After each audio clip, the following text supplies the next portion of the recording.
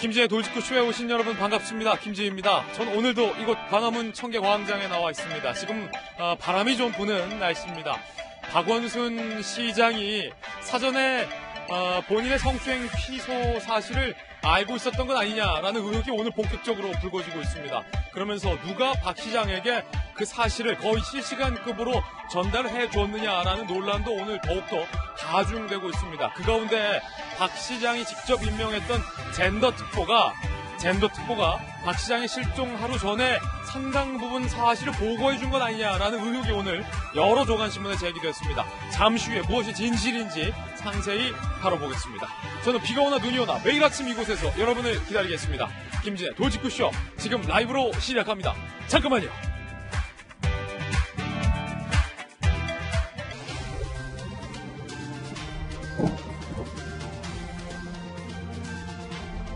신문 읽어준 남자입니다. 오늘 여러 조간신문들에서 도대체 박 시장 측이 피소 사실을 언제 알았느냐와 관련된 다양한 취재 내용을 보도하고 있습니다. 대체적인 공통점은 박 시장이 이미 상당 부분 이전 시점부터 피소 사실을 알고 있었던 건 아니냐라는 의혹들을 조간신문들은 제기했습니다. 급기야 오늘 한겨레 경향신문과 중앙일보는 고소장이 접수되기 전부터 박 시장 측이 알고 있었다라는 보도를 하기도 했습니다. 진위 여부는 따져봐야겠습니다. 잠시 후에 소개해드리죠. 오늘 조간신문 함께 하시죠. 먼저 동아일보입니다. 서울 집값교는 징벌적 과세에 지방이 비명을 지르고 있다. 취득세 인상 등 비규제 지역도 적용이 되는 바람에 안 그래도 지방 집값 떨어지는데 지금 더 떨어지고 있다. 양극화가 심화되고 있다. 동아일보는 상세하게 보도되고 있습니다. 한 그래프를 보면요. 현 정부 3년간 아파트값 변동률을 보면 서울이 가장 많이 올랐다는 겁니다. 그에 비해 지방 5개 광역시를 제외한 지방은 오히려 집값이 떨어지고 있습니다. 이거 손해본 겁니다. 그런데 이번 조치로 더 떨어지게 생겼다. 비명에 대해서 오늘 동아일보는 상세하게 쓰고 있습니다. 다음 신문입니다. 이번엔 한겨레 신문입니다. 미투에도 변한 게 없다. 이 무력감이 여성의 울분을 키웠다. 한겨레 신문이 날카롭게 지적했습니다. 그 부제목, 그 또한 날카롭습니다. 여성들은 왜 분노하는가? 이거를 몰라서 한겨레 신문이 이렇게 썼겠습니까? 안희정 오거돈에 이어 박원순 시장까지 가해자 감싸기가 트라우마를 불렀다. 한겨레 신문은 이렇게까지 썼습니다. 권력 차이가 너무나도 확연해서 절망스럽다. 라는 여성들의 절규도 오늘 한겨레 신문에 담겨 있습니다. 다음 신문입니다. 이번엔 중앙일보입니다. 어제 문재인 대통령이 한국판 뉴딜 정책을 발표했습니다. 5년간 160조를 투입한다는 방침입니다. 일자리는 190만 개 만든다는 게 목표입니다. 고용 사회 안전망을 강화하겠다라는 게 정책의 기조입니다. 다음 신문입니다. 이번엔 한국일보입니다. 오늘 고 백선엽 대장의 연결식이 열립니다. 수위 대신에 백장군은 6.25 전투복을 입고 대전 현충원으로 마지막 길을 떠납니다. 많은 시민들이 광화문 광장에 자발적으로 마련된 빈소를 찾았습니다. 그런데 한 공중파 라디오 진행자가 백선엽 장군은 6.25 전쟁 때 우리 같은 민족인 북한에게 총을 쐈다는 공로로 현충원에 인장돼서는 안 된다라고 발언해서 논란이 되고 있습니다. 진중권 교수는 이에 대해서 그럼 현충원에 묻힌 수많은 6.25 전사자들을 파묘하자는 얘기냐라고 반발했습니다. 잠시 후에 짚어보겠습니다. 다음 신문입니다. 이번엔 경향신문입니다. 후순위된 최저임금, 소득주도 성장, 문정부의 역설, 경향신문이 날카롭게 비판했습니다. 내년 최저시급은 8,720원, 130원 올랐다. 인상률이 1.5%로 최저치다. 최저임금을 강조했던 현 정부가 역설적으로 최저치 인상률을 기록하게 된 것에 대해서 경향신문은 역설이다. 널뛰기 인상으로 불확실성만 키웠다라고 비판했습니다. 지금까지 신문 읽어주는 남자였습니다. 오늘 아침 저와 함께 등판한 등판 선수 소개해드리겠습니다. 저희 돌직구쇼의 전담 변호사이자 법전 들고 출근하는 정혁진 변호사님 모셨습니다. 어서 오세요. 자, 그리고 두 분 소개해드리겠습니다. 이 공교롭게 내년에 열릴 서울시장 선거에 여야 서울시장 후보군으로 언급되는 두 분이 나란히 나오셨군요. 민주당의 박용진 의원님과 또 미래통합당의 김용태 의원님 두 분 모셨습니다. 어서 오세요. 그리고 조간신문 언론기자 출신의 사회학을 전공한 한양대학교 김수영 교수님 나오셨습니다. 전직 청와대 출입기자 출신의 베테랑 기자입니다. 이재명 부장 나왔습니다. 모두 어서 오세요. 네, 오늘의 키워드 3가지 준비했는데 하나씩 설명해드리겠습니다. 첫 번째는 젠더 특보. 젠더 특보는 알고 있었다. 언제? 미리. 이게 여러 조간신문들의 의혹입니다. 본인은 부인을 했습니다. 뭉뚱그려서 대강 무슨 일이 있었구나 정도만 알았지 상세한 내용은, 피소 내용은 알지 못했다 라고 본인은 해명을 하고 있습니다만 그럼에도 불구하고 여전한 의문은 남습니다. 잠시 후에 하나씩 따져보죠. 두 번째 키워드는 포렌식입니다. 그렇기 때문에 박원순 시장 본인의 휴대전화 포렌식이 상당히 중요해졌습니다. 세 번째 키워드는 영면. 오늘 영결식 대전 현충원으로 떠나는 백선엽 장군을 향해서 이른바 막말에 가까운 발언이 나와서 논란입니다. 잠시 후에 짚어보겠습니다. 김재의 노을지구쇼 오늘 톱뉴스로 문을 열겠습니다.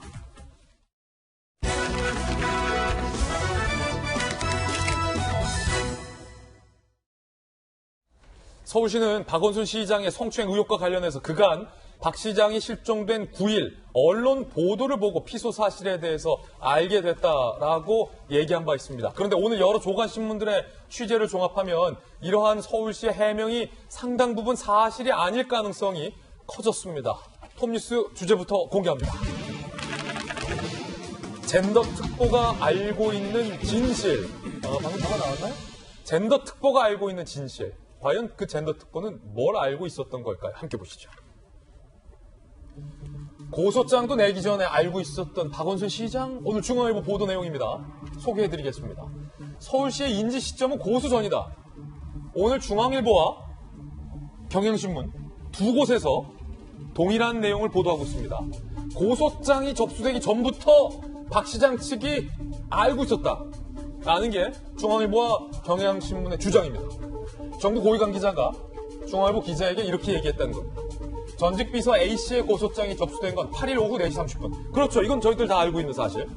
그런데 서울시는 그날 오후 3시 이전에 박 전 시장이 앞으로 몇 시간 뒤에 고소될 거란 사실을 알았다고 한다라고 중앙일보 기자에게 얘기를 해줍니다. 흥미롭군요. 실종 전날밤 최후의 만찬. 당일 오후 9시까지 박원순 시장은 구청장 10명과 만찬을, 막걸리 2잔 곁들여 유쾌한 분위기였다. 당시 참석자들의 증언이 한국일보에 보도됐는데 그 내용 소개해드리면 9시쯤 비서가 들어와 시장님 이제 가보셔야 한다 라고 말하자 박원순 시장이 10분만 더 있다 가자고 했고 걱정 있는 눈치는 전혀 아니었다. 적어도 한국일보의 추정은 오후 9시, 밤 9시까지는, 그러니까 8일 밤 9시까지는 박 시장이 피소 사실을 심각하게 받아들이지 못한 것 같다라고 한국일보는 추정했습니다. 8일의 어떤 일련의 행적을 중앙일보를 포함해 여러 조간신문들이 재구성을 해봤는데 대략 이렇습니다. 지난 8일 오후 3시쯤, 그러니까 박 시장 실종 전날입니다. 그리고 고소장이 접수된 당일이죠. 주변인들이 임순영 젠더 특보에게 시장과 관련한 불미스러운 일이 있으니 박 전 시장에게 확인해보라 라고 얘기를 했다는 겁니다. 서울시의 공식 젠더 특보는 박 시장을 찾아갑니다. 그게 오후 3시예요. 시장님, 불미스러운 일이 있는데 혹시 실수하신 거 있습니까? 라고 물어봤다라는 게 임순영 젠더 특보의 해명입니다. 그러자 박 시장은 왜, 무슨 소리냐? 일정이 바쁘니 나중에 얘기하자 라고 답했다는 겁니다. 이재명 기자, 오늘 여러 조간신문들의 공통적인 의혹은 박 시장 측이 상당 부분 먼저 이 피소 사실을 알고 있었다. 더 나아가 피소될 거라는 것도 알고 있었다라는 게 조간신문들의 추정인데 그 중심에 지금 임순영 젠더 특보가 있죠? 예, 임순영 젠더 특보가 이제 새롭게 등장을 했고 사실상 뭐 피소 사실, 그러니까 고소 내용 자체를 알았는지 몰랐는지 모르지만 최소한 주변에서 시장 관련해서 불미스러운 일이 있다. 그러니 알아봐라. 이런 얘기를 고소인이 고소장을 접수하기 전에 이미 들었고 그 사실을 박원순 시장에게 물어봤다라는 것까지는 임순영 젠더 특보도 확인해줬습니다. 따라서 뭐 주변에서 얼마만큼 어떤 얘기를 들었는지는 정확히 알 수는 없지만 어쨌든 간에 박 시장과 박 시장 측에서는 이미 고소 전에 고소 구체적 사실이 아니더라도 어쨌든 고소가 이루어질 것 같은 그런 내용들을 알고 있었다 이렇게 좀 추정할 수 있는 대목이고요. 근데 이게 굉장히 지금 중요하고 민감한 게, 사실은 성추행을 당했던 피해를 호소하는 여성 입장에서는 경찰에게 굉장히 보완을 당부할 수밖에 없었던 것이 본인과 민감한, 그리고 피해자와 가해자가 있다라는 가정하에 이게 알려지면 안 된다라는 게 상당히 중요한 논점이어서 뭐 청와대에서 했느냐 경찰에서 했느냐 이게 지금 뜨거운 논쟁이었잖아요. 그렇죠. 그러니까 임수정 젠더특보도 자신도 고소 사실 자체를 알지 못했다 이렇게 지금 기자들한테 얘기를 하고 있습니다. 그래서 자신도 피소 사실을 안 거는 박원순 시장이 실종됐다고 알려진 9일 오전이다 이렇게 얘기를 하고 있어서 실제 고소 내용이 그 전에 어떤 방식으로 유출됐는지는 알 수 없으나 최소한 어쨌든 임수정 특보가 뭔가 불미스러운 일이 있었다는 얘기를 주변에서 들었다 이렇게 얘기한 걸로 봐서는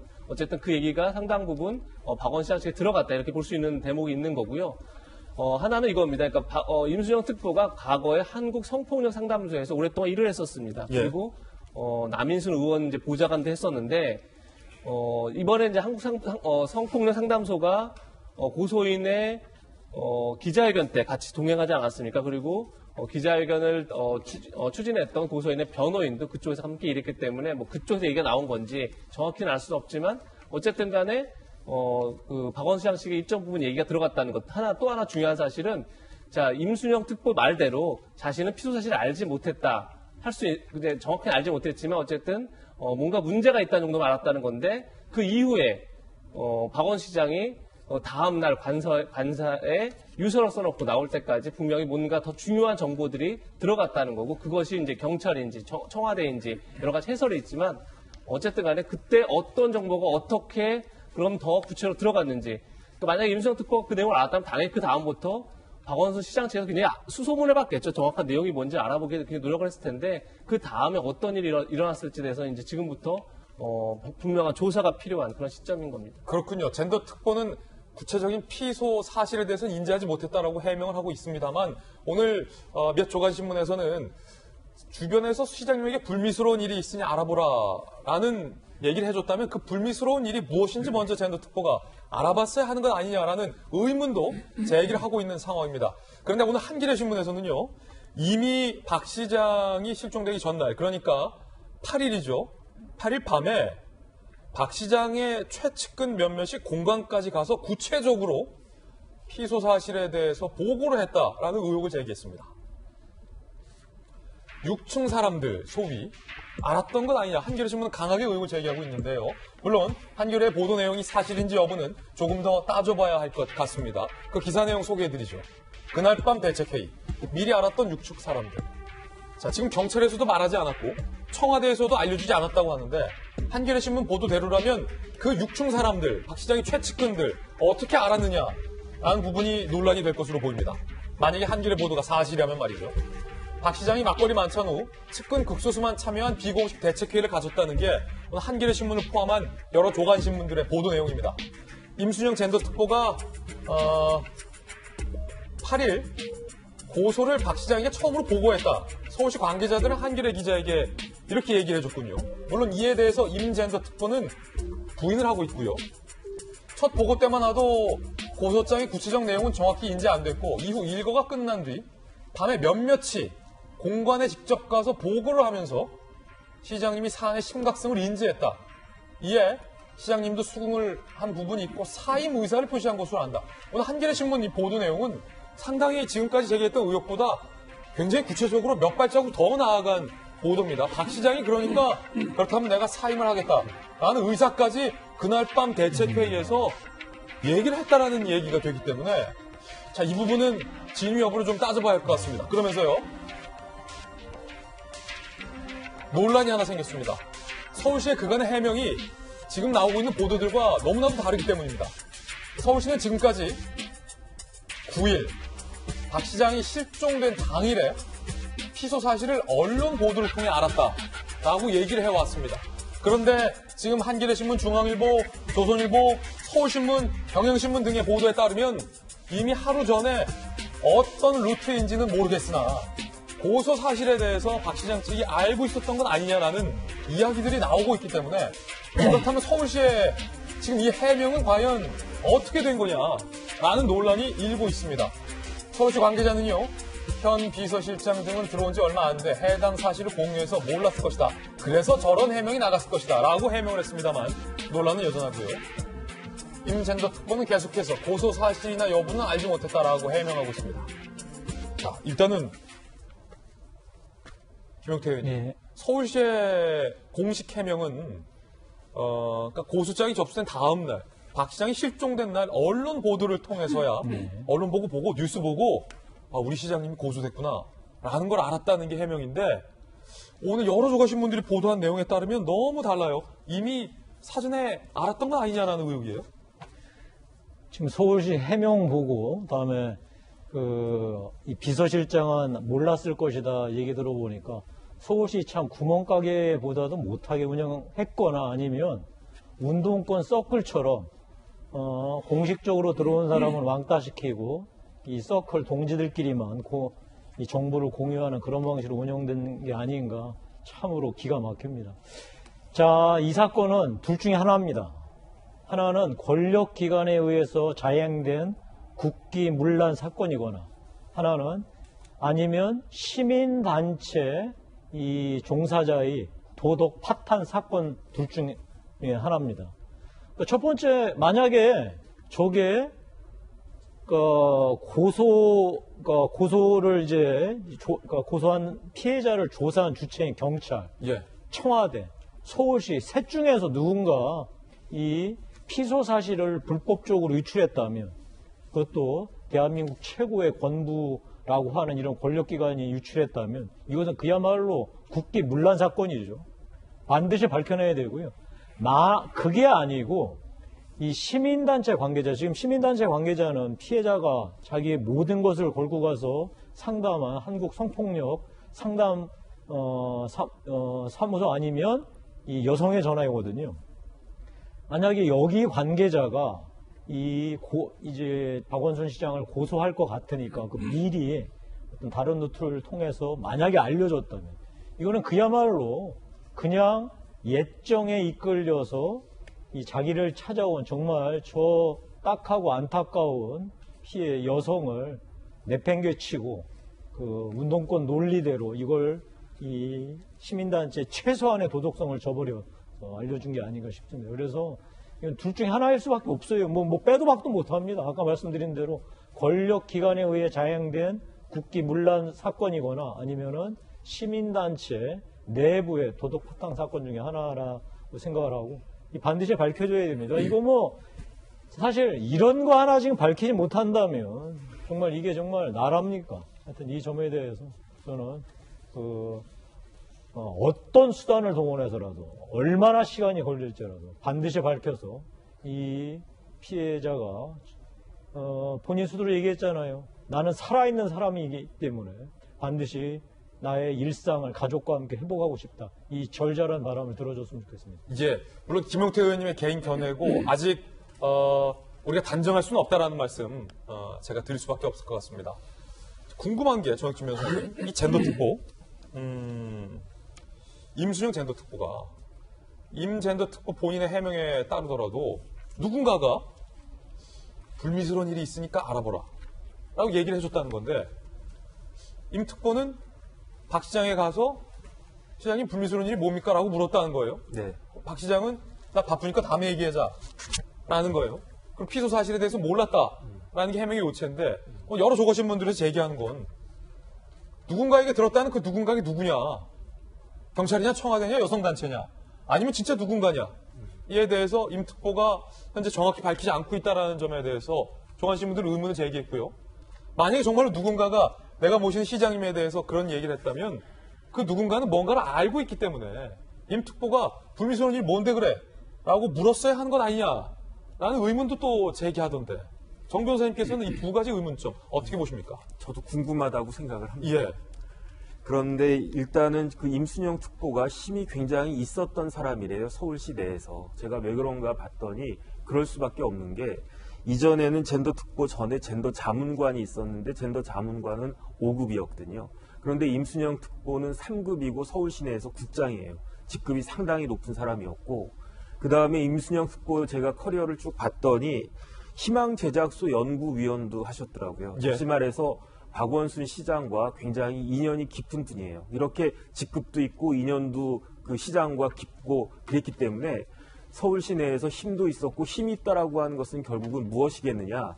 정보를 많이 가지고 있는 사람이 힘이 있는 사람 아니겠습니까? 그래서 그런 식으로 누군가가 임특보한테 이건 시장님이 꼭 아셔야 되겠다. 근데 누구한테 그걸 이야기를 해야 되겠느냐? 비서실장이야? 누구냐? 그런데 보니까 젠더특보가 제일 합당한 것 같다 해가지고 임순영 특보한테 그 이야기를 한 것 같은데 그런데 그 사람이 누군지를 임순영 특보는 아마 밝혀야 되지 않을까 싶고요. 그다음 이 사건 관련해서 저는 시간 5가지에 대해서 관심이 있어요. 예. 첫 번째 3시, 두 번째 4시 반, 세 번째 9시, 그 다음에 9일날 2시 반, 9일날 10시. 뭐냐면 3시에 임특보가 시장한테 보고했다는 거고요. 4시 반에는 그 고소인이 고소장을 갖다 제출한 거고 그다음 9시에 만찬이 있었는데 그때까지는 박 시장이 그렇게 뭐 경계하거나 그러지 않았다는 거 아니겠습니까?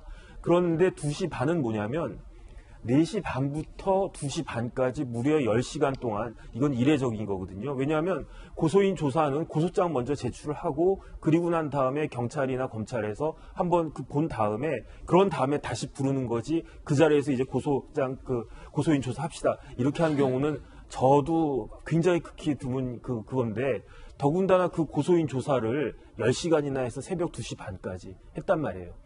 그런데 그 9시까지는 별일 없었던 그 시장님이 그 다음날 10시에 정세균 총리한테 전화해가지고 내가 지금 너무 힘들다. 그래서 내가 약속을 갖다가 오늘 점심 약속을 못하겠다. 이렇게 이야기했다는 거 아니겠습니까? 그러니까 고소장이 제출된 것도 그 제출된 고소장의 내용이 혹시 새나간 거 아닌가 그런 생각도 저는 들지만 그 10시간이라고 하는 그 고소 기간 동안에 고소인 조사 그 기간 동안에 그 내용도 어떻게 보면은 혹시 흘러들어간 거 아닌가 그런 의심이 사실은 들지 않을 수가 없어요. 왜냐하면 예. 박 시장의 태도가 9시부터 그 이후에 너무 180도로 변해 있기 때문에 예. 이런 부분들에 대해서는 서울시나 경찰에서 속 시원하게 좀 밝혀줬으면 좋겠다는 예. 생각입니다. 물론 추정입니다만 네네. 박용진 의원님 박 시장에게 피해를 호소하는 여성 측은 어제 기자회견을 통해서 어떻게 국가 사법 시스템을 믿을 수 있느냐라고 두려움을 호소했습니다. 오늘 몇몇 조간 신문들의 내용이 사실이라면 그 고소인 여성 측은 얼마나 힘이 세길래 고소장을 접수하기도 전에 고소가 접수될 것조차 알고 있었던 것이냐라는 게 지금 몇몇 조간 신문들의 문제 제기거든요. 오늘 그 임순영 서울시 젠더특보가 뭐 일간지하고 인터뷰를 했더라고요. 어떤 매체는 연락이 닿지 않았다라고도 보도를 했던데 한 매체에서는 인터뷰를 했고 그 인터뷰의 내용 중에 맨 말미에 누구에게 그 얘기를 들었었는지는 조사에 응해서 밝히겠다라고 얘기를 했어요. 그러니까 본인도 무슨 특별한 의도를 가지고 한 것이 아니라 젠더특보로서 혹은 측근으로서 당연히 시장에게 사실관계를 확인하려고 했다는 거고요. 그것은 고소를 한다더라, 고소가 됐다더라, 뭐 이런 내용이 아니라 그냥 좋지 않은 일이라고 표현을 한 거죠. 그러니까 임순영 특보가 가지고 있었던 정보의 수준이라고 하는 게 뭐 확실했던 것 같지는 않아요. 본인이 그렇게 이야기를 하니까요. 그런데 지금 이제 오늘 아침 보도에 뭐 여러 매체에서 이렇게 저렇게 서로 조금씩 다른 결들의 보도가 나오고 있는데 그거를 가지고 뭐 함부로 제가 추정하고 이럴 수는 없겠고요. 예, 추정할 수는 없습니다. 예, 다만 기자회견을 통해서 그 피해자 측이 고소인 측이 이야기한 대로 이것이 어떻게 경찰이라고 하는 그 수사기관의 수사를 하는 도중에 혹은 그 직후에 이렇게 전달이 될 수 있었느냐라고 하는 그래서 국가 시스템을 믿고 맡길 수 있겠느냐라고 하는 비판적 호소가 사실이라면 만약에 그렇게 진행된 거라고 한다면 이거는 그냥 묵과하고 지나갈 수는 없는 일인 건 분명합니다. 평범한 일반 시민들이 경찰에 가서 자신이 입은 피해를 그 피해 형태가 어떤 것이든 간에 이야기를 했는데 그것이 가해자 측 혹은 더 힘센 사람 측에게 일방적으로 가서 당신 이런 거를 뭐 가서 경찰에 가서 뭐 그 신고했다며 라고 하는 얘기를 들었을 때 얼마나 황당하겠습니까? 그 입장을 바꿔놓고 그냥 제 자신들의 입장으로만 생각해봐도 마찬가지입니다. 그렇게 되면 저는 대한민국이라는 국가기관에 대한 국가 시스템에 대한 국민적 신뢰가 무너질 수밖에 없다고 생각하기 때문에 이 일은 수사도 불가피하고 사실관계를 확인해서 경찰이 수사 과정에서 이런 일들이 벌어졌다고 한다면 경찰은 이 책임을 피해갈 수 없을 거다. 분명히 말씀드립니다. 예. 자, 아직 어느 쪽에서 뭐 유출이 됐다라고까지도 단정할 수 없는 상황이다.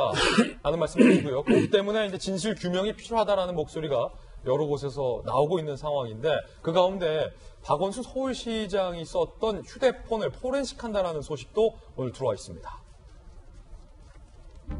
그렇기 때문에 중요한 거죠.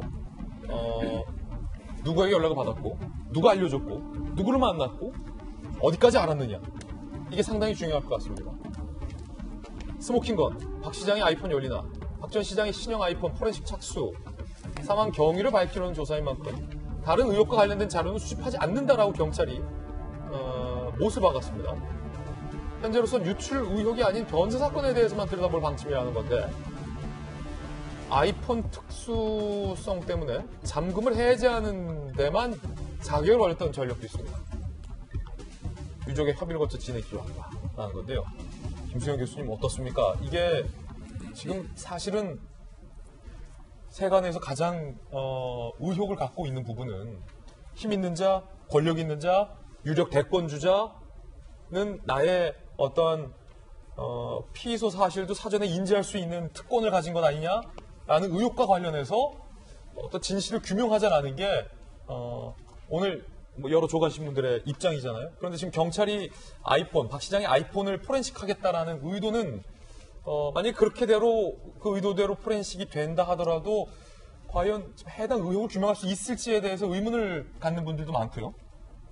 이게 이제 사망 경위를 알기 위한 목적으로만 이제 포렌식을 하겠다, 거기에 있는 내용들을 보겠다고 했는데 지금 뭐 이 건도 걸려 있지만 그 과정에서 어떤 정보들이 혹시 유출된 것은 아닌가 하는 의혹도 얽혀 있고 뭐 혹시 그런 의혹이 있을 때 그게 뭐 무마되기 위한 어떤 시도가 있었을지도 모르고 아마 핸드폰을 열어보면 휴대전화를 열어보면 아주 많은 정보들이 있을 거예요. 물론 그것을 어디까지는 딱 이건 사망 경위, 어디까지는 뭐 유출 이렇게 분리하기는 어려울 것 같아요. 그렇지만 일단 들여다본다는 것 자체는 저는 뭐 지지하는 입장이고요. 지금 여러 가지 그 부차적인 문제들이 많이 걸려 있잖아요. 뭐 2차 가해도 있고 유출 문제도 있고 이런 것들이 있기 때문에 이 휴대폰 복원을 통해서 그런 부분에 대한 조사도 좀 밝혀져야 될 것 같습니다. 지금 사실적인 부분이 전혀 접근이 안 되다 보니까 추측만 난무하게 되고 계속 정쟁만 더 가속화되는 것 같은데 차분하게 그 핸드폰이 담고 있는 실질적 진실이 무엇인지를 우리가 좀 들여다보고 물론 그것을 물론 거기 개인 정보도 있고 민감한 정보도 있고 그렇기 때문에 우리가 그걸 다 들여볼 수 있고 그걸 다 공개할 수 있다는 건 전혀 아닙니다만 그래도 어느 정도까지는 우리가 국민으로서 실질적 진실에 어느 정도까지 다가가고 싶은 그거에 부합하는 정도의 내용은 파악하고 그게 알려져야 되지 않을까 하는 생각이 들고요. 이게 조금 아까 얘기했던 건데 그 젠더 특보하고 관련해서 제가 좀 말씀드리고 싶은 게 한 가지 있는데 사실 젠더 특보라는 거는 서울시의 젠더 정책에 대한 이제 조언을 하고 그런 것들을 좀 이제 이끄는 어떤 역할이기 때문에 아마 시장의 성비위 사건에 직접적으로 뭐 직언을 하거나 그걸 알아보거나 거기에 개입할 수 있기는 상당히 어려웠을 거라고 저는 봅니다. 그렇군요. 그래서 젠더 특보 뭐 한 거냐 이런 사건 터졌는데 젠더 특보가 뭐 역할을 안 했다라는 게 어차피 젠더 특보도 서울시장에 의해서 그 임명을 받은 사람이기 때문에 서울시장한테 대놓고 뭐 잘못이 있냐 이렇게 뭐 그걸 추궁하거나 따지거나 알아볼 수 없었을 거예요. 그래서 저는 이 자리에서 여러 번 얘기했지만 의외로 이런 성폭력이나 성추행 이런 것이 발생했을 때 사각지대가 뭐냐면 기관장이 잘못을 했을 때예요. 그 밑에 부하 직원끼리의 상하관계에서 있었던 성비위 사건은 그 내부적으로 여러 가지 시스템이 구축되어 있어서 뭐 어느 정도는 해결이 됩니다. 근데 그 기관장이 저지르는 건 왜냐하면 최종 권한자가 기관장이에요. 보통은 그 기관장이 이 사건을 다 주관하고 판단하게 돼 있거든요. 그런 조사를 하고. 그러니까 기관장이 이렇게 특히나 서울시 1000만 인구를 관장하는 서울시장이라는 그 기관장이 잘못을 했을 때 이걸 어떻게 시스템적으로 걸러내고 어떻게 조사하고 어떻게 규명을 할 거냐에 대해서 좀 고민하고 그걸 전 만들어야 된다는 생각을 합니다. 지금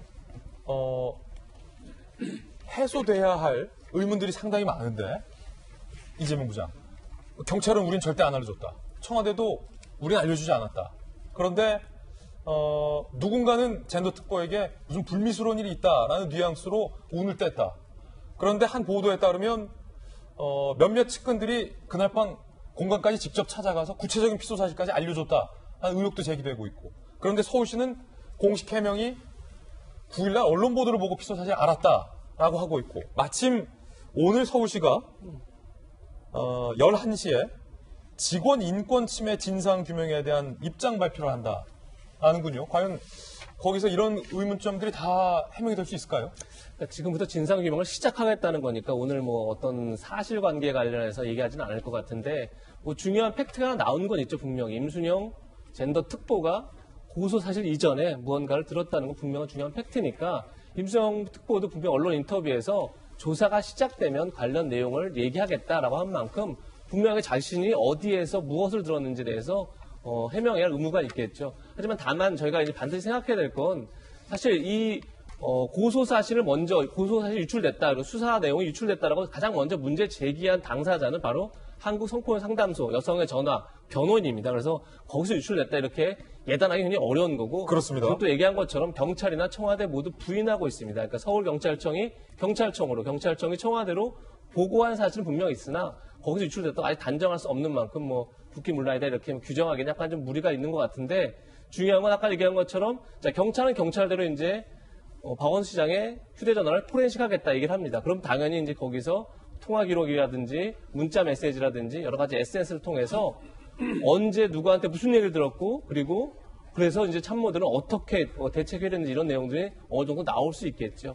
그리고 또 서울시는 11시에 분명히 이제 진상 규명을 위한 입장 발표를 하겠다 한 만큼, 또 이제 여당, 어제 민주당 여성 의원들이 서울시 자체적으로 대책을 꾸려라라고 주문한 만큼 서울시 자체적으로 조사를 하겠죠. 거기에서 이제 임순영 특보는 분명히 자신이 들은 얘기를 얘기해야 될 테고, 그리고 그 다음에 그러니까 특보가 당연히 얘기를 들었으면 그 다음부터는 참모진이 당연히 알아봤겠죠. 그게 경찰이든 아니면 다른 기관이든 아니면 여당이든 여러 곳에 알아봤을 테니까 그런 것들이 어떻게 이루어졌고, 그래서 박원 시장이 뭐 진짜 공간에 심야 대책을 했던 건지 아닌 건지 이런 것들에 대해서 서울시가 먼저 자체적으로 충분히 규명하고 밝혀야 할 그런 의무가 있지 않나 이런 생각이 듭니다. 그런데 야당에서는 서울시에게 진상 규명을 서울시만에게만 맡길 수 없다. 라고 비판을 하고 있습니다. 더 나아가 특임검사, 특별수사본부를 설치해야 한다는 주장도 나왔습니다. 들어보시죠. 검찰은 특임검사를 임명하거나 특별수사본부를 설치해서 성추행 사건의 진상도 명백히 밝혀야 할 뿐만 아니라 서울시장 비서실의 은폐 방조 여부, 또 수사기밀 누설 이런 것들을 철저히 밝히고 책임 있는 사람은 엄벌해야 할 걸로 봅니다. 침묵하던 민주당 여성 의원들과 정부도 입장을 냈습니다. 민주당 여성 의원 전원이 입장문을 냈는데, 피해 호소 여성이 느꼈을 고통의 깊은 위로, 서울시 차원의 진상조사와 외부 인사가 참여하는 대책위를 꾸려야 한다. 당 내의 모든 성비위 관련 긴급 일제 점검을 당이 요구한다라고 냈고요. 여가부도 피해자 보호 원칙 등에 따라 필요한 대책을 마련해 나가겠다. 2차 피해는 즉각 중단돼야 한다.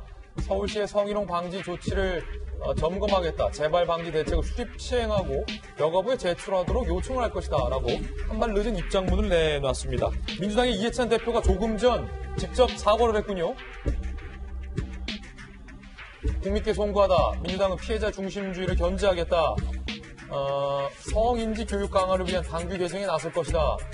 라고 직접 사과했고요. 조금 전에 당대표에 출마한 김부겸 의원은요, 서울시 인권위원회 조사를 공식 제안을 한 바도 있다라는 소식 전해드리겠습니다. 김용태 의원님, 야당에서는 서울시한테만 진상조사를 맡겨서는 안 된다라고 비판하고 있습니다. 보세요. 저 어떻게 맡기겠습니까? 저런 이 정부와 저런 사람들한테. 아니, 정말로 엎드려 절받기도 이분수지 사람 죽여놓고 미안하다는 꼴과 뭐가 다릅니까? 아마 민주당이나 여가부나 서울시나 다들 청와대 눈치 보면서 아마 이랬을 거예요. 뭐 버텨보자. 장례식 뭐 며칠 하다 보면은 분위기 바뀌지 않겠느냐.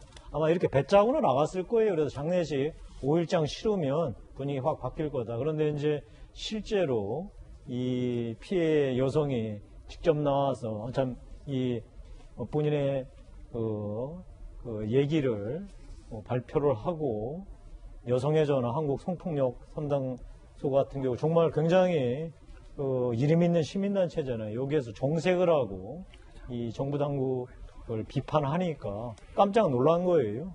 나아가서 이거 20대 30대 여성들 이렇게 많이 우리를 비판하나 보다.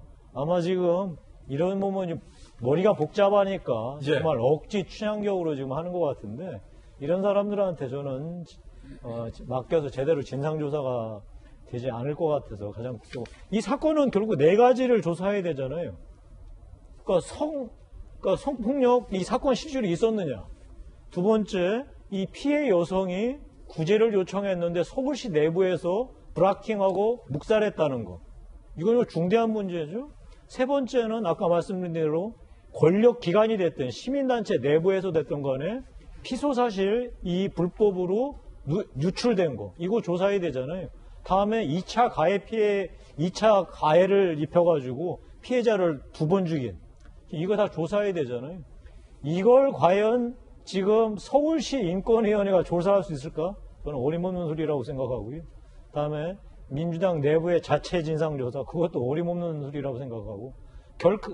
결국은 지금 이 문제는 아마 경찰도 지금 의혹의 당사자로 들어가 있기 때문에 검찰이 할 수밖에 없을 것 같은데 아시다시피 지금 검찰 사실 꼴이 제대로 이런 정권에 대한 수사가 혹시라도 연루되어 있을 수도 있는데 할 수 있겠어요? 그러니까 어쩔 수 없이 야당에서는 특임검사 내지 아니면 특검을 하자 이런 거 아니겠어요? 저는 야당의 주장은 과하지 않다. 충분히 주장할 만하다고 생각하고 아마 국민들이 이거 지켜보실 거예요.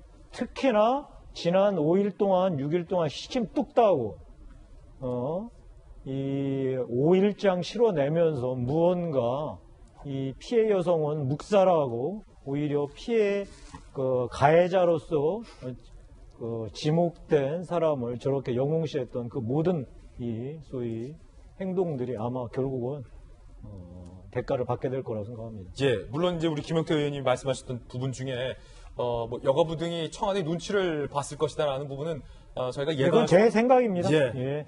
예단할 수 없는 김영태 의원님의 개인 견해라는 말씀 덧붙이겠고요. 그래도 여가부가 어떻게 5일 동안 한마디도 안 할 수가 있습니까? 이런 사건에 대해서. 그럼 여가부가 뭐 들어있는 겁니까? 여가부 장관 뭐 들어있고. 제가 아침부터 이렇게 원성 높여서 죄송한데 여가부 이러면 있을 필요 없습니다. 예, 그것도 이제 김용태 의원님의 개인 견해라는 말씀 덧붙이면서요. 두 번째 이슈에서 이 이야기는 계속됩니다. 두 번째 이슈 주제도 공개하겠습니다. 박 시장과의 팔짱과 추행, 이 가운데 2차 가해가 이어지고 있다는 지적이 나오고 있습니다. 현직 여검사가 해당 고소 여성을 조롱하는 듯한 글과 사진을 올려서 지금 상당히 뜨거운 논란이 되고 있습니다.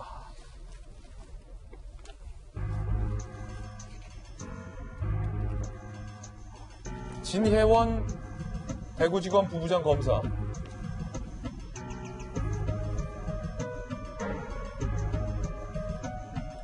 성범죄를 자수한다. 덥석 팔짱을 끼는 방법으로 성인 남성 두 분을 동시에 추행했다.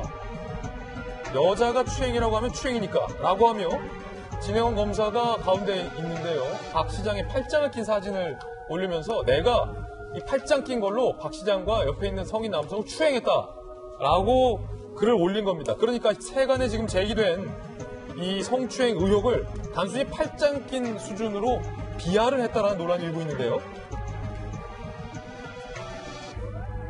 이에 대해서 한국여성변호사회 윤석희 회장은요. 생물학적 여성이라고 성인이 감수성이 높은 건 아니다.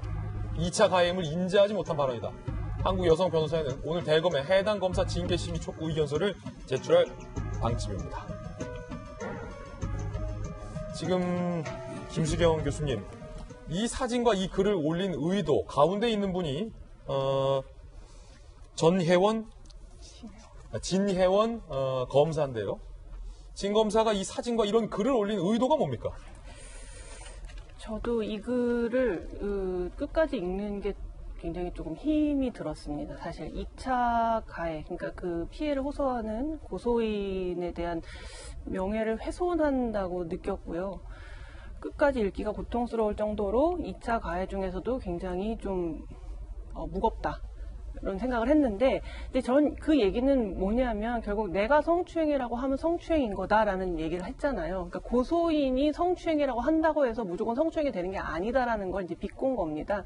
그리고 이제 그래서 또 뭐라고 적고 있냐면, 민사재판을 제기하면은 알아서 법원이 판단해 줄 텐데 왜 흥행물이 여론재판, 그분이 쓰신 표현대로 하면 흥행몰이 여론재판을 하느냐, 이제 이렇게 얘기를 하고 있거든요. 근데 사실, 박원순 시장이 이제 돌아가시고 나서 5일 동안, 예. 이제 피해 호소 여성이 아무 말도 하지 못하고 있었죠. 그리고 그때 분위기는 어땠냐면은 이 피해에 대해서 요만한 얘기만 해도 망자에 대한 얘기가 없다고 완전히 침묵시키는 분위기였어요. 사실 여론몰이는 이분이 전혀 그러니까 피해 여성이, 그러니까 고소인 여성이 전혀 하지 않았고 오히려 여론이 확 그 박 시장의 공에 대해서 더 존중해주는 쪽으로 기울었기 때문에 이 여성의 입장에서는 정말 입을 막히는 그런 기분이었을 거란 말이죠. 그래서 연결식이 다 끝나고 난 뒤에 이제 기자회견을 열었음에도 불구하고 그 기자회견마저도 미뤄달라는 요청을 받았을 정도로 예. 이 고소인이 받았던 심리적 압박감은 엄청나게 큰 건데 마치 이 여성이 여론몰이를 하고 있다, 흥행몰이를 하고 있다는 식으로 얘기를 하는 것은 너무나 이제 불쾌한 이야기고, 또 이 진검사라는 분이 쓴 다른 글을, 그 하루 상관으로 쓴 다른 글을 보면은 성적 자기결정권이라는 얘기를 해요. 예. 그래서 이분의 표현을 좀 빌려서 얘기하자면 뭐라고 했냐면, 남성 상사와 진정으로 사랑해도 성폭력 피해자일 뿐 사랑하는 사이가 될 수 없는 성적 자기결정 무능력자가 돼버린다. 이거 이제 안희정 지사의 사례를 좀 이제 섞어가면서 얘기를 하거든요. 성적 자기결정권이라는 거는 뭐냐면 외부의 압력이나 어떤 사회적인 그런 분위기의 압박을 받지 않고 자기가 주체적으로 내가 결정해서 어떤 성적 행동을 하는 걸 성적 자기결정권이라고 얘기한단 말이죠. 이분 같은 경우에는 엄청난 압박이 있었죠. 시장님이고 나는 직원이고 그 중간에 그 직급의 단계를 얼마나 뛰어넘었을지 모를 정도로 굉장히 그 권력의 상하 구조가 엄청 심한 관계 속에서 거부하지 못하고 이런 일을 당할 수밖에 없는 그 처지였는데, 여기서 성적 자기 결정권이라는 얘기를 하면서 어디서부터가 성적 자기결정권을 침해당한 거고 어디서부터는 그게 아니었는지는 법원이 판단할 테니 법원에다가 얘기하면 될 문제를 왜 이런 식으로 기자회견하고 왜 이런 식으로 여론몰이 하냐고. 이것이 정말 저는 2차 가해라고 생각을 하고요. 너무나 심각한 고소인에 대한 명예훼손이다, 그런 생각이 듭니다. 정육진 변호사님, 지금 이 사진각을 다시 한번 보시면요. 글쓴이의 의도는 우리가 글쓴이가 되지 않는 이상은 함부로 예단할 수는 없습니다만, 이 글을 읽는 사람들이 느끼는 감정에 대해서는 우리가 적어도 얘기할 수는 있는 문제 같아요. 자, 지금 진혜원 검사가 어떤 의도로 이런 글과 사진을 올렸는지는 추정의 여이긴 합니다만, 진 검사가 주장하는 바는 우리가 알 수 있는데, 자, 여자가 추행이라고 하면 무조건 추행이 된다라는 부분에 대해서 굉장히 불편한 마음이 있는 것 같고, 그리고 내가 덥석 팔짱을 꼈으니까 이건 내가 추행이다. 즉, 피해를 호소하는 여성이 주장하는 성추행도 팔짱을 끼는 정도의 것을 가지고 이렇게 일을 크게 벌이느냐라는 의도로 해석해도 되는 겁니까? 김수영 방금 말씀하셨듯이. 저도 그렇게 읽히고요. 그 다음에 이제 진 검사가 스스로 내가 추행했다, 이건 내가 자백한 거니까 추행이 맞다. 그 다음에 여자가 추행이라고 하면 추행이니까 저 문장은 제가 이중으로 읽히는데 내가 추행이라고 자백했으니까 추행한 거다. 그 다음에 일반적으로 피해자라고 할 수 있는 여자가 추행이라고 하면 웬만하면 다 추행으로 인정이 되는 거다. 이런 이중적인 의미가 있는 것이 아닌가 하는 생각이 드는데, 저 노래 가사가 생각이 나요. 이런 검사 또 없습니다. 진 검사가 그냥 1, 2년 차 검사가 아니고요.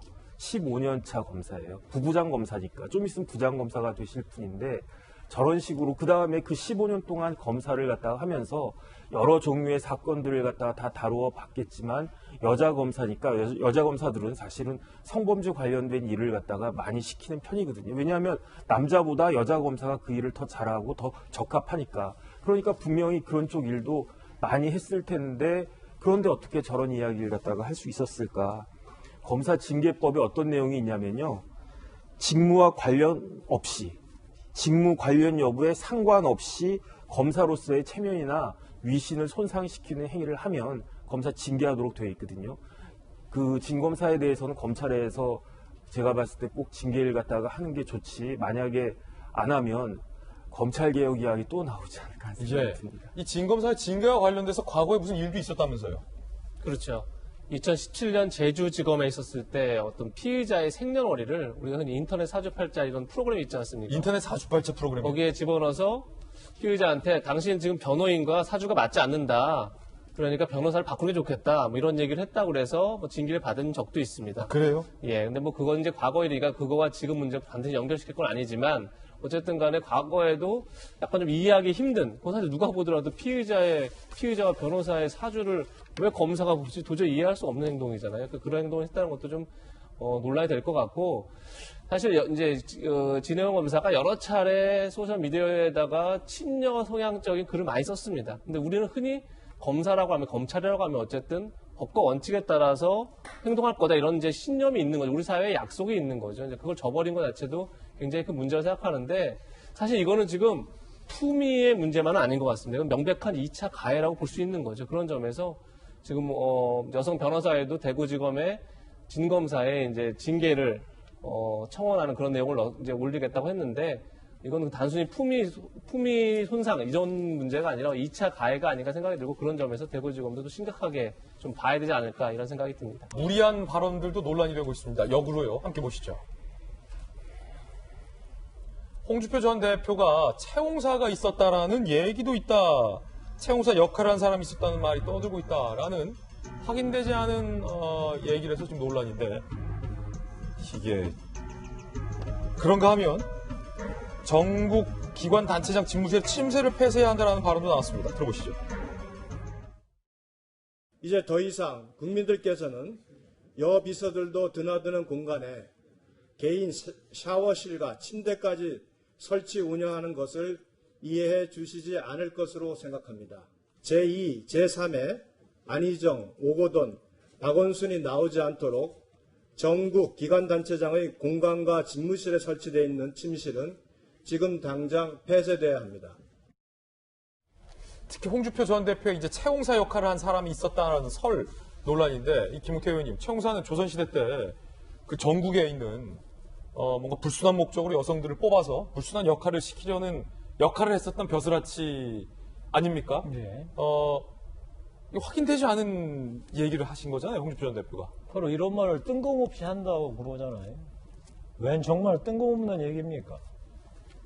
지금은 이 피해자가 도대체 어떤 피해를 입었는지 정확하게 사실관계를 확정하고, 이 피해자의 이 피해를 정말로 그냥 없었다는 듯이 막으려고 했던 서울시 관계자들의 이 불법적인 행위, 의혹들에 대해서 밝혀내는 것, 그리고 이 피해, 이 고소가 유출돼가지고 정말로 그 피해자를 더욱더 고통스럽게 만드는 이런 거 밝혀내야지. 지금 뭐 하고 계세요, 우리 홍준표 대표. 그리고 다른 의원들 말씀하시는 것도 제가 무슨 뜻인지는 알겠지만, 지금 이 현재 국민들이 갖고 있는 의혹, 피해자가 당하고 있는 고통을 덜어주는 일에 하등에 도움이 안 되는 것 같습니다.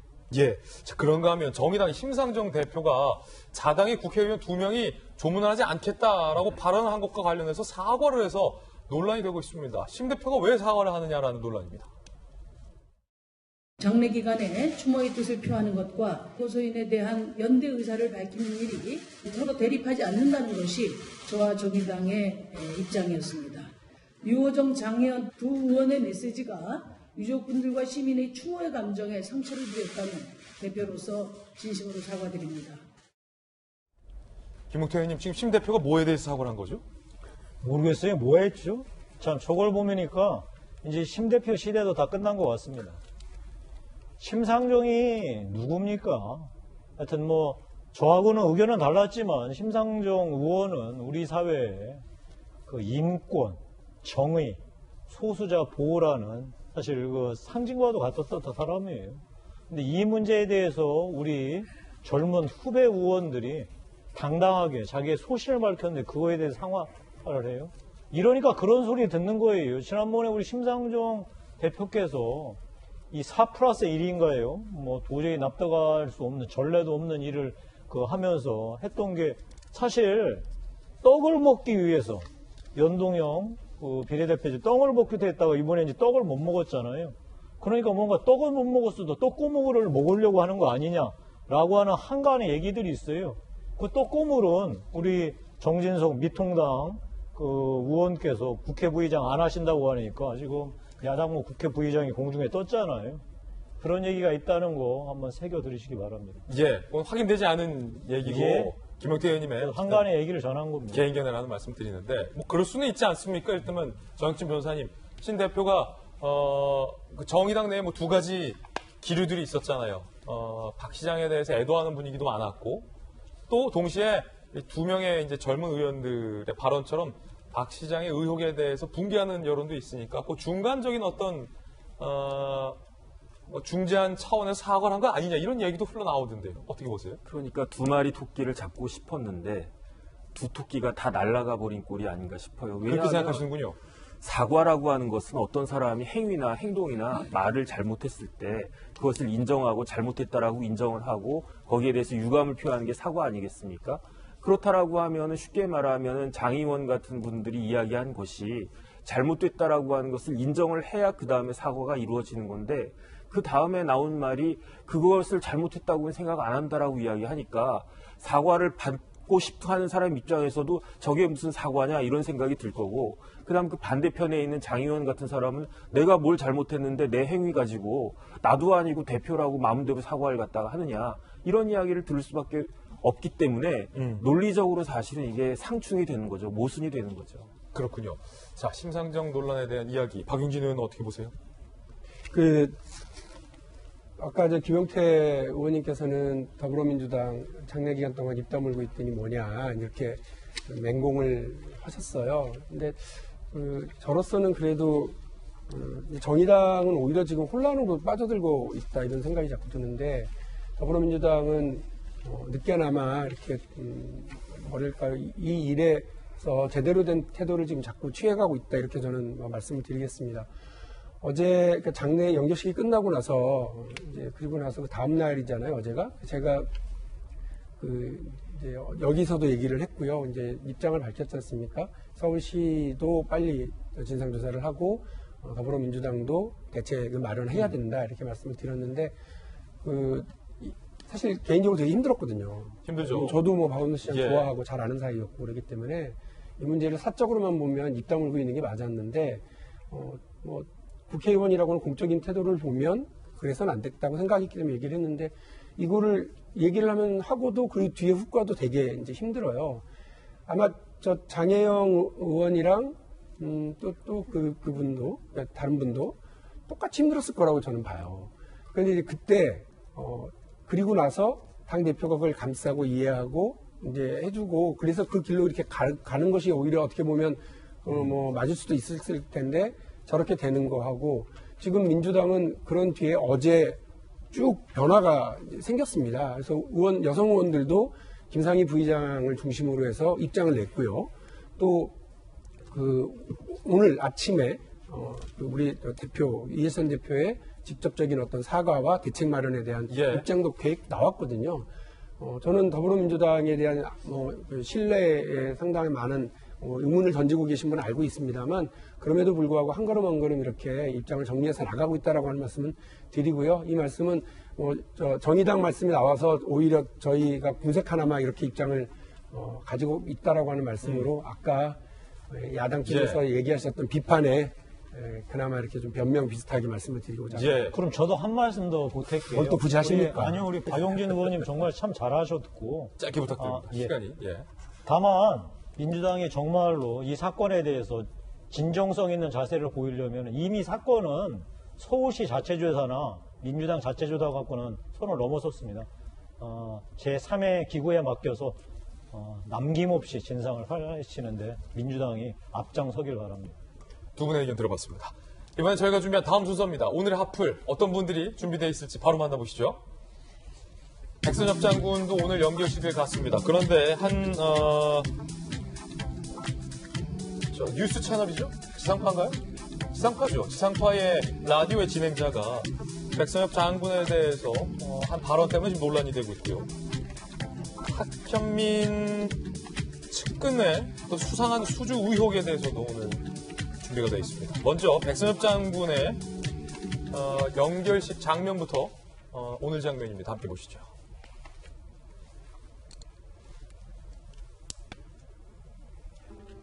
자, 오늘 백선엽 장군 마지막 길입니다.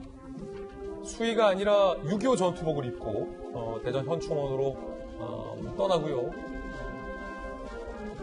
육군 참모총장 주관의 장례식으로 주관이 되기 때문에 고 백선엽 장군에 대해서 상당히 군 차원에서는 예우를 갖춰서 마지막 길을 보내드리고 있는 모습, 조금 전의 모습 여러분들 보고 계십니다. 어제 비가 많이 왔잖아요. 비가 많이 오는데 시민들이 자발적으로 만들었던 광화문 광장에 있는 시민 분향소에 제가 정말 깜짝 놀랐습니다. 많은 분들이 날씨가 안 좋은 와중에서도 다들 이렇게 우산을 쓰고 길게 줄을 들어선 모습을 제가 어제 봤고요. 지금 저희가 그 그림은 촬영을 못한 모양이군요. 비가 그치고 우산을 안 쓰고 있는 모습인데 상당히 많은 분들이 광화문 빈소에서도 찾아주셨습니다. 그런데 노영희 변호사가 이렇게 발언해서 논란이 일고 있습니다. 노영희 변호사는 지상파 라디오를 진행하고 있는데 어제 종편 한 방송에 출연해서 이렇게 얘기해서 논란이에요. 백선엽 현충원 안장 논란에 대해서 이해가 안 된다. 저분이 6.25 전쟁에서 우리 민족인 북한을 향해 총을 쏴서 이긴 그 공로로 현충원에 묻히는 것 아니냐, 반대한다 라고 얘기를 했습니다. 그러니까 6.25 전쟁 때 우리 민족인 북한을 향해서 총을 쏘면 현충원에 안장이 돼서는 안 된다 라는 논리로 받아들여져서 논란이 된 거죠. 급기야 해당 프로그램 진행자가 발언을 수정할 의향이 없느냐라고 묻자 6.25 전쟁은 북한과 싸운 거 아니냐, 그럼 뭐라고 말해야 하냐, 전 잘 모르겠다라고 답을 해서 그 발언을 수정하지 않아서 방송 중에 더욱더 논란이 가중이 되고 있는 그런 상황입니다. 이재명 기자. 무슨 뜻이죠? 우리 민족인 북한에게 총을 쏴서 그 공로로 현충원에 안장되는 것에 대해서 이해가 안 된다는 건 어떻게 이해를 해야 되죠? 참 이해하기 힘든 발언이죠. 그야말로 대한민국의 뿌리 자체를, 대한민국 자체를 부정하는 듯한 이제 그런 발언이기 때문에 논평할 가치가 있나 이런 생각이 들 정도인데, 그러니까 본인의 해명은 있습니다. 본인이 분명 사과도 나중에 다시 했고요. 그래서 그러니까 당시에 이제 백선엽 장군의 어떤 그 친일 행정 이런 것이 나오다 보니까 거기에 이제 맞물려서 발언을 하게 되고, 그러다 보니까 오해를 샀다 이렇게 얘기를 하면, 사실 이 발언을 몇 번 다시 들어봐도 대한민국을 지킨 게 뭘 잘한 거냐 이런 식의 발언과 사실 다름이 없기 때문에 사실 문제가 참 심각하다는 생각이 들고, 사실 노영희 변호사 말고 또 김원웅 광복회장도 백선엽 장군을 영웅이라고 칭한 에이브럼스 주한미군 사령관에게 대해서 왜 내정 간섭하느냐, 그러니까 본국으로 소환해라 이런 편지를 트럼프 대통령이 썼다고 하더라고요. 그러니까 이런 모습을 보면서 어쨌든 물론 백선엽 장군의 어떤 친일 행적에 대해서 논란이 있을 수 있죠. 그럼에도 불구하고 어쨌든 6.25 때 낙동강 정선을 지켜서 다시 대한민국이 생존할 수 있는 토대를 만들었고, 그 토대 위에서 자유민주주의가 꽃피었고 산업화와 민주화를 이뤄내는 그런 토대를 만든 한 노병을 두고 과연 그 죽음을 추모하는 것조차 우리 사회가 둘로 갈려야 하는 건지 굉장히 근본적인 의문이 드는 게 아닌가 싶습니다. 노영희 변호사가 오늘 YTN 라디오, 본인의 라디오에 사과를 했습니다. YTN이 이게 지상파가 아니라 뉴스 케이블 채널이죠. YTN 라디오에서 뭐라고 사과했는지 함께 보시죠. 백 장군이 동포들을 향해 총을 겨눈 것은 어쩔 수 없다. 그 비판을 어쩔 수 없이 받겠다라는 글이 화면상 게시가 되는 상황에서 생방 중 발언이 섞이면서 본의 아니게 잘못된 발언이 보도됐다라고 해명했고요. 다시 한번 사과를 했습니다. 앞뒤 맥락 자르고 악의적으로 갈등을 키우는 특정 언론들의 보도 방식에는 상당히 유감을 표명하기도 했습니다. 김수현 교수님, 오늘 아침에 노영희 변호사가 사과를 했군요. 잘못된 발언이 맞는 것 같아요. 그러니까 본인도 아마 이야기를 하다가 약간 아차 싶었고, 이게 생방송이다 보니까 어떻게 수습할 수 없는 말이 이제 뱉어진 것 같아요. 그리고 이제 경황이 없다 보니까 진행자가 반론에, 그러니까 다시 한번 정정할 기회를 줬지만 그게 제대로 수정이 안 됐고, 잘못된 발언이라고 이제 사과를 했기 때문에 더 이상 이걸 가지고만 이제 이야기를 하고 싶지는 않습니다만, 그러니까 우리가 이제 이 백선엽 장군과 이제 그 박원순 시장 같은 경우가 약간 이제 오버랩 되면서 공과를 어떻게 해석할 것인가의 얘기를 우리가 계속 하고 있잖아요. 근데 이제 공과라는 거는 이제 항상 그 사람이 살았던 시절의 어떤 규범이 무엇이었는지 그때의 기준과 어떤 그런 것들을 좀 고려해서 우리가 공과를 판단해야 된다고 생각해요. 물론 친일 행적은 지금 완전히 우리가 확정적으로 말할 수는 없지만 만약에 친일 행적이 있다면 그거는 잘못된 거죠. 하지만 여러 가지 시대적 흐름을 봐야 되는데 이제 박원순 시장 같은 경우에 좀 안타까운 점 혹은 아이러니한 점은 뭐냐면 오히려 성인지 감수성이 매우 열악했던 시절에는 정말 여성을 위해서 헌신하고 여성의 권리를 위해서 목소리를 높였던 분이었는데 성적 자기 이제 성인지 감수성이 매우 이제 조금씩 이제 발달하고 그런 것들이 좀 정착되어 가고 있는 이런 시점에서 이런 과라고 해당할 수 있는 이 문제가 터져 나와서 그런 것들이 조금 공과를 우리가 이제 이야기할 때 그런 부분들도 우리가 좀 들여다봐야 된다는 생각이 듭니다. 그렇군요. 김용태 의원님, 노영희 변호사의 해명 납득이 되십니까? 저는 저도 막판에 본인이 사과했다고 그러니까 사실 얘기를 길게는 안 하겠습니다. 다만 어제 보았을 때 기가 막히더라고요. 그러면은 지금 군대 가 있는 군인들은 뭐가 되는 거예요?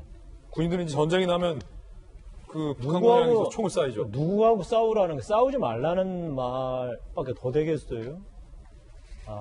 참 이런 말들이 이렇게 막 그냥 쏟아지는 이 시간들이 너무나 안타깝고 비통합니다. 그냥 이 말로 정리하겠습니다. 두 번째 앞으로는 이제 탁현민 비서관인데요. 탁현민 비서관의 측근이 세운 회사에서 청와대 행사를 상당히 많이 수주했다라는 의혹, 어떤 의혹인지 함께 보시죠. 한겨레 신문이 보도로 시작이 됐는데 탁현민 의전 비서관의 측근이 운영 중인 공영기획사 노바운더리가 법인 듣기 전부터 대통령 참석 행사를 수주하는 등 2년 10개월간 30억 원가량의 매출을 올렸다라고 문제를 삼았습니다. 이 노바운더리는 탁현민 프로덕션 소속 조연출 출신 2명이 설립한 회사라고 합니다.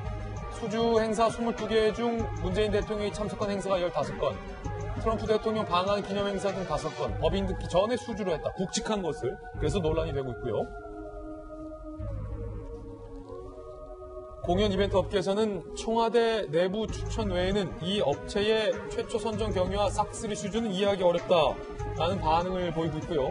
한 홍보기획사 관계자는요, 실적을 증빙할 수 없는 신생 업체가 수의 계약으로 대통령 참석 행사를 따낸다는 것은 사실상 불가능하다라고 얘기를 하고 있습니다.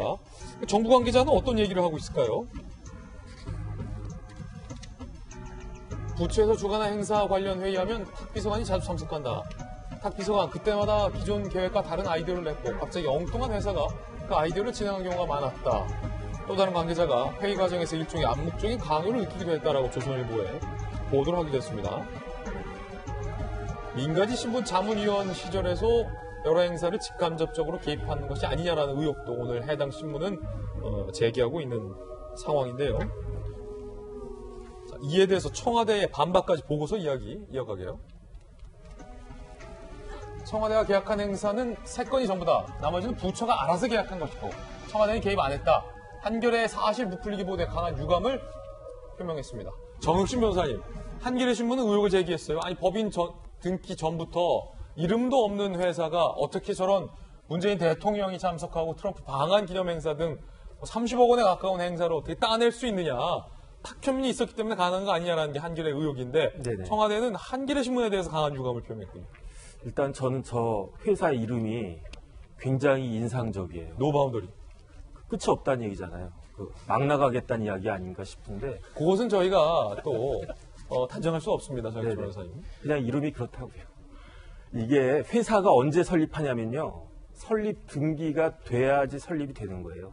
설립 등기가 있기 전에는 우리나라 상법상 회사가 설립되기 전이니까 그 다음에 우리나라 국가계약법 시행령에 보면 거의 모든 대부분의 계약은 경쟁 입찰을 하도록 되어 있고 수의계약은 굉장히 이례적으로 하도록 되어 있거든요. 그게 국가계약법 시행령에 명시적으로 규정이 돼 있어요. 어떻게 되어 있냐면은 경쟁을 붙일 여유가 없거나 경쟁을 붙였을 경우에는 계약의 목적을 달성하기 어려울 때라고 하면서 거기에다가 또 구체적으로 규정을 갖다 한 게 뭐냐면 천재지변 같은 일이 벌어졌거나 아니면 국가안전보장이나 외교관계 등과 관련된 그런 경우로서 보안상 필요가 있거나 아니면 국가기관의 행위를 비밀리에 할 경우가 있을 때에만 수의계약으로 할 수 있단 말이죠. 그런데 이게 보안상 필요가 있는 건가 아니면 진짜로 비밀로 해야 될 그 필요성이 있는 건가 그런 생각이 들어가지고 그래서 자꾸 그런 거 두 가지 그 등기도 안 돼 있고 임의로 수의계약하는 거 이걸 딱 보니까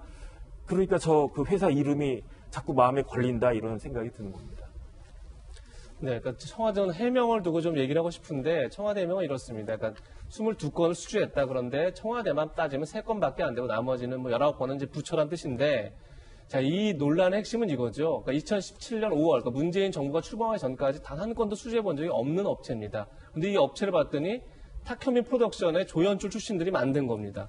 그리고 나서 들어왔는데 자, 이런 거죠. 그러니까 한 건이고 3건이고 뭐 20건이 중요한 게 아니라 한 건이라도 불공정 경쟁을 통해서 한 건을 땄고 그걸 통해서 또 경력과 이력을 만들어서 그것이 포트폴리오가 되어서 또 다음에 정부 부처의 용역대를 딸 수 있다면 그러니까 그 첫 시작이 불공정했다면 과연 그것이 기회 공정이고 그것이 정의로운 결과냐라는 질문을 하고 있는 건데 청와대는 다른 얘기를 하고 있는 거죠.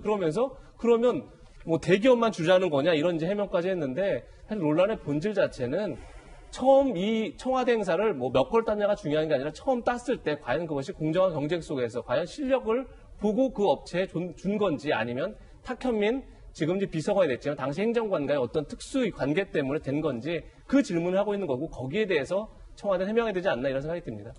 청와대 해명을 한 줄만 더 제가 얹으면 이런 겁니다. 대통령 행사의 특성상 보안, 경호에 관련해서 대단히 긴밀하게 진행되어야 되는 것 아니냐.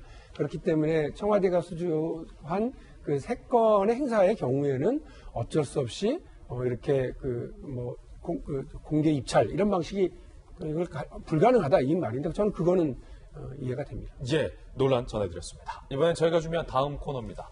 사건을 파헤치는 남자 사판합니다. 함께 보시죠.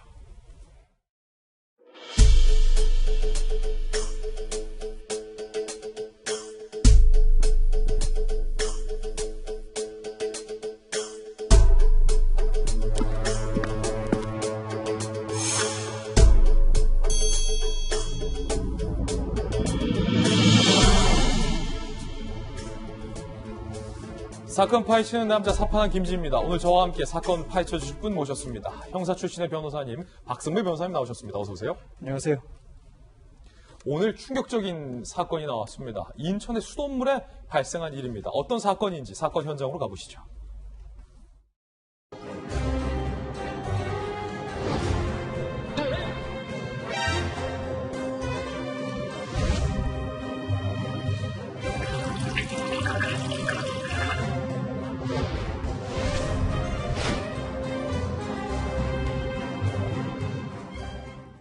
인천의 서구 일대가 발칵 뒤집혔다고 합니다. 수돗물에 뭔가 또 일이 벌어졌다고 합니다. 오늘 3가지 궁금증 준비했습니다. 첫 번째 궁금증부터 바로 살펴보시죠. 유충이 왜 거기서 나와? 이게 뭐죠? 사진 한번 바로 살펴보겠습니다. 자, 시청자들과 서구 일대 시민들이 지금 찍은 사진인데 지금 수돗물이 연결된 샤워기에서 꿈틀꿈틀 뭔가가 지금 나온 거예요. 이거 알고 보니까 이거 벌레 유충이라고 알려지고 있습니다. 자, 함께 보시죠. 지난 9일에서 어제까지 지금 보셨던 것처럼 수돗물에서 유충이 보인다라는 신고가 총 23건이 접수됐다고 해요. 인천 서구 지역 맘카페에서는 수도꼭지에서 설치한 필터에서 꿈틀거리는 유충이 발견됐다. 글과 동영상까지 지금 잇따라 올라오고 있는 상황이라고 합니다. 박승민 변호사님, 아니 그게 거기서 왜 나와요? 물 색깔이 평소와 조금만 달라도 불안한데 예. 눈에 보이는 유충이 발견됐으니 얼마나 놀랐겠습니까? 그러니까요. 주민들이 이 모습을 찍어서 영상과 사진을 게재하고 있는 상황인데 예, 지금? 예, 이 조사 결과 이 유충은 깔따구류라고 합니다. 깔따구요? 예, 이 깔따구류가 파리목의 원통형의 벌레로 물에 적응해서 서식하는 유충입니다. 예. 그 원인은 아직 조사 중에 있습니다만 현재로서는 활성탄 여과지가 유력한 것으로 지목되고 있는데 정수장에서 물을 정수하는 과정에서 활성탄 여과지를 사용합니다. 예. 여기서 이 깔따구류가 생성돼서 가정집으로 이동한 것으로 추정하고 있습니다만 현재로서는 그 원인이 정확하게 밝혀져 있지는 않습니다. 인천시가 이 여과지에서 발생한 유충과 가정집에서 발견된 유충이 동일한지 DNA 검사를 실시하고 있고 일단 활성탄 여과지 사용은 중단한 상태입니다. 예. 자, 활성탄 여과지든 아니든 거기서 그게 나오면 안 되는 것 같은데 두 번째 궁금증으로 바로 넘어가겠습니다. 수돗물에서 유충이 나왔는데 이거 마셔도 될까? 이게 지금 궁금할 것 같은데요. 인천시의 입장 한번 살펴보시죠. 생활용수로는 안전하다. 하지만 먹는 것은 자제하다. 해달라. 라는 좀 애매한 입장입니다.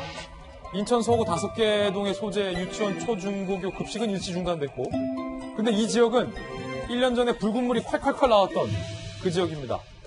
26만 1000세대, 63만 5천 명이 피해를 봤던 그 지역이라고 하는데 박성일 변호사님, 생활용수로는 안전한데 마시는 건 자제하라. 뭐 어쩌라는 겁니까? 국내에서 깔따구류의 유해성이 확인된 바가 없기 때문에 직접 마시는 건 자제하더라도 생활용수로 사용하는 것은 문제 없다는 것이 인천시의 입장입니다. 아, 찝찝하게요. 예. 그런데 일부 유충의 경우에는 뱃속에 들어갔을 때 위산의 노가 사라지긴 합니다. 그렇지만 일부 기생충의 경우에는 위산에도 불구하고 견뎌서 감염을 일으키기도 하는데 이 깔따구류는 사실 사급수와 같은 썩은 물에서도 삽니다. 그래요? 그래서 수질의 지표종이기도 하거든요. 예. 전반적으로 물 사용을 자제하라고 했을 때는 엄청난 혼란이 초래되기 때문에 그 정도 오염 수준은 아니라고 판단한 인천시가 이러한 입장을 내놨지만 주민들의 불안이 가실지는 모르겠습니다. 예. 아니, 생활용수로 사용해도 안전하다라는 입장을 도대체 원인 규명도 안 되는데 어떻게 이렇게 낼 수 있을지도 좀 궁금한데 여기서 과연 해당 주민들은 어떻게 생활하고 있는지도 좀 궁금합니다. 세 번째 궁금증은요. 해당 지역 주민 어떻게 생활하고 있나? 목소리 한번, 시민들의 목소리 직접 한번 들어보실까요? 아, 지금 불안해서 겁나 불안하지. 그래서 지금 어제부터는 이물로 따뜻해 애들 딱 깨지를 못하지. 뭐 어떤 물 써요? 이거 생수.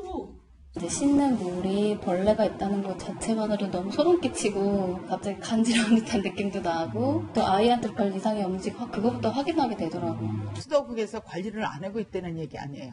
작년에도 물 때문에 불안했죠. 물이 빨갛게 나와서 진짜 잘못된 거지요. 박 변호사님, 이거 주민들은 결국은 불신을 하고 생활용수로도 안 쓰고 있다는 얘기네요. 물은 마시고 신체에 접촉해야 하는 물질이죠. 인천시의 입장에도 불구하고 주민들은 인천시의 입장을 온전히 믿지 못하고 있습니다.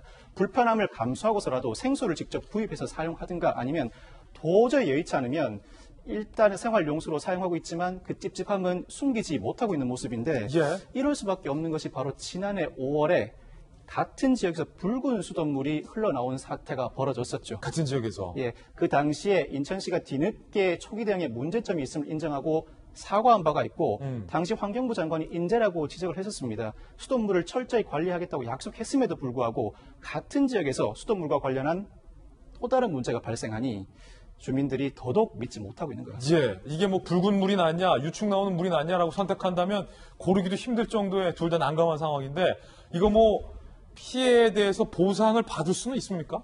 지난해 붉은 수돗물 사태 당시에 인천시가 홍역을 치렀습니다. 관련자들이 직무유기 등의 혐의로 형사고소당하기도 하고 주민들이 인천시를 상대로 손해배상 소송 청구 금액만 수십억 원에 이르는 청구를 한 바가 있습니다. 붉은 물에서만도? 그렇죠. 그 당시에 결국은 전문가, 주민, 학부모가 참여한 민간 합동조사반이 사태의 원인을 분석하고 인천시가 자체적으로 배상을 해주었는데 당시에 피해 주민에게 66억 6천만 원의 배상금을 확정 지급했었고요. 그렇군요. 그리고 상하수도 요금 약 270억 원을 면제한 바가 있습니다. 당시에도 초기에는 인천시가 수질검사에서 적합하다는 입장을 냈지만 자체적으로 배상을 해준 것처럼 이번 사안의 경우에도 생활용수로 사용 가능하다는 입장에도 불구하고 결국은 자체적으로 배상해줘야 하지 않을까 싶습니다. 그렇군요. 자, 뭐 활성탄 여과지든 뭐든 뭔가 문제점이 발견된다면 또 인천시가 보상을 해야 할 수도 있겠군요. 네, 그렇습니다. 박승배 변호사님과 이야기 나눠봤습니다. 감사합니다. 감사합니다. 자, 지금은 비가 그쳤는데요. 오늘은 비 올지 기상캐스터 연결해서 날씨 알아보겠습니다.